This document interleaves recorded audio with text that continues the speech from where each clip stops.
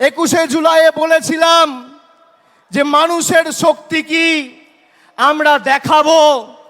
আমরা 24-এর 21শে জুলাইয়ে বিজেপিকে ধুয়ে মুছে বাংলা থেকে সাফ করে দেখিয়েছি। আগামী দিনেও আমাদের প্রস্তুত থাকতে হবে।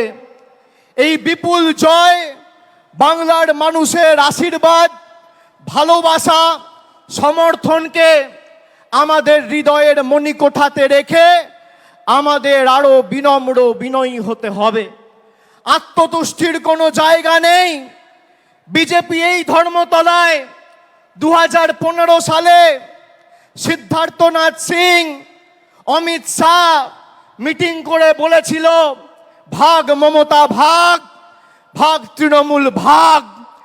আজকে বিজেপি নামক রাজনৈতিক দলটাকে বাংলার প্রত্যেকটা প্রান্ত থেকে বাংলার মানুষ প্রত্যাখ্যান করে, ভাগিয়ে ঝেঁটিয়ে বিদায় করে ভারতবর্ষে প্রধানমন্ত্রী নরেন্দ্র মোদীকে উচিত শিক্ষা দিয়েছে।